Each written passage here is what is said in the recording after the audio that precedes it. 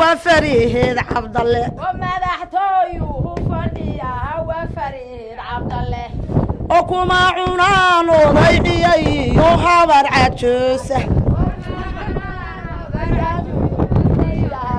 وكرنا إلى سروه قباها ببك عيقان odayaal dhaqameedka iyo suldaamada beesha Saleebaan Cabdulle oo ay hogaaminayaan gudoomiyaha degmada Tawfiiq Maxamed Cabdulqaadir Axmed iyo suldaan Cali Maxamuud Ismaaciil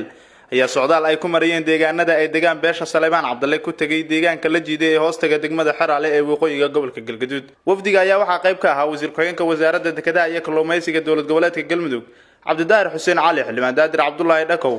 waxaana halkaasi diiran ugu soo dhaweeyay qaar ka mid ah bulshada iyo odayaasha dhaqanka deegaanka la jiiday. waxaan leenahay waftigaas Soomaaliya daaladeeda ka kala yimid oo Saleebaan Cabdulle oo maanta yimid la jiide oo ugaasyada leh oo salaadiinta leh oo duub kale waxaan ku soo dhaweynaynaa magaalada la jiide annagu waa idin mahad celinaynaa sharaf baad noo muujiseen waana sharafteen Allah idin sharfoorta si fiican baad noo sharafteen waxaana weligeed la kulmay baan la kulannay oo aad noogu timaadeen ilaahay idankiisa kelmaddaas ninkii mowqifkaas u taagan oo saasona wax allaale wixii ka yimaadaan nina kama laha hadday ceeb tahay iyo hadday mahad tahay iyo mid walba horta midnimada ayaan soo dhaweynayaa ee igu raaca walaalayaal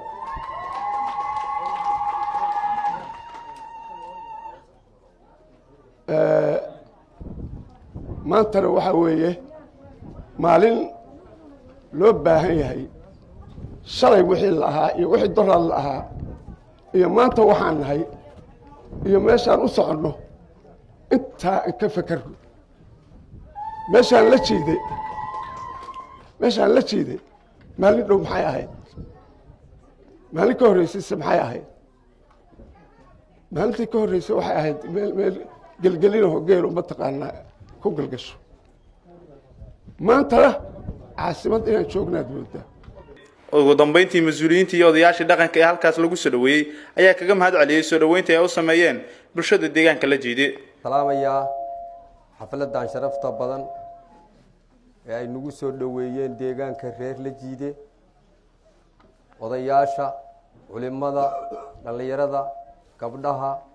dhammaan ururada bulshada aad iyo aad baan u salaamayaa waxaan ku salaamayaa salaamta islaamka waxaanu nahay walaalihiin idin yimid waxaanu idinla nimid khayr iyo wanaag waqtiga kan hadda la joogo kursigii beelaha kan ay ku lahaayeen dowladda federaalka Soomaaliya doorashadiisii waxbaanu meel soo dhignay xogogaal baa u tihiin wax noma kala qarsoona dad badan oo dadka inaga kamid oo ehelkeena oo baadi guurina way jiraan waxaan rabnaa inaad kala garataan baadi guurka iyo dadka xogta dhabta haya waxaan rabnaa anagu inaan hore u soconno maanta waxaan leenahay shanta kursi ee Soomaaliya ugu sareysa kan afraad baan leenahay walaalaheena kale waxay doonayaan aqalka hoose xildhibaan kamid ah iyay doonayaan dadka qaybtiis annaguna waxaan doonaynaa madaxweynaha Soomaaliya inaan u tartano cid noo diidaysa iyo cid naga hor istaagaysa ma jirto waxaan rabnaa oo idinka codsanaynaa maadaama dadka shacabka oo dadkan dhaqanka iyo siyaasiyiinta ay matalayaan atiin cod hadda kuma leedin cod bixintu waqtigeeda ay gaaraysaa laakiin inaad taageero u muujisaan odayaasha dhaqanka ee ku hawlan kursiga meeshii ku habboonadeen dhigaan waa intaas codsi weeye meel kastoo aad joogtaan oo idinka codsanaynaa haddaydina idinku dhaqanka u hiilin wax badan baan soo hadda 9 bilood baan hawshatan ku jiray magacyo badan baan naloo bixiyay dulqaadkeedaan leenahay ka hadli mayno cid jawaabi mayno laakiin waxaan idinka codsanaynaa maadaama shacabka atiin idinka dhalinyarada dadka wax qorqora kulli inaad jawaab bixisaan idinku anagu wax xishoonayna odayaal baana aad iyo aad baan idinkaga mahad celinaynaa soo dhaweynta diiran ee aad noo samayseen reer la jiide waana soo dhaweyseen waana sharafteen waxaan ugu soo dhaweyseen gurigayagii waxaan ugu soo dhaweyseen dalkayagii waxaan ugu soo dhaweyseen dadkayagii iyo magaaladayadii aad iyo aad baan idinkaga mahad celinaynaa waan ku faraxsanahay reerladii aad baan idinku mahad celinaynaa wanaaga kan iyo sharafatan iyo karaamada tan aad u soo baxdeen oo bismillahi raxmaan raxiim banaanka isu soo taagteen ilaa iyo waqti badan qoraxda u taagneedeen waan idinka mahad celinaynaa waana midaan idinka maleynaynay waa midaan idinku soconay waqti dheer marka waxa weeyaan insha allah billahi kariim waa mudan tihiin dad mudan oo maganaysaa dee lidinku yaqaanaa dhaqanka iyo magana soo dhaweynta iyo maxaan ku yidhahdaa kulliba martigelinta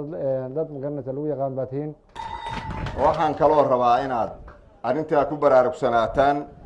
dee waxa weeye haddii ilaahay mahadiis dadkiina deegaanka jooga iyo inta kaloo walaalaha ah oo mas-uuliyiinta idinkugu yimaadeen in aad aayihiina ka wada tashataan waa aad iyo aad baan usoo dhaweynaya waa idinku garab taagan haddaan siyaasiyiinta xuseen cali xuseen raadiyaha telefishinka dalsan degmada Xeraale ee waqooyiga gobolka Galgaduud.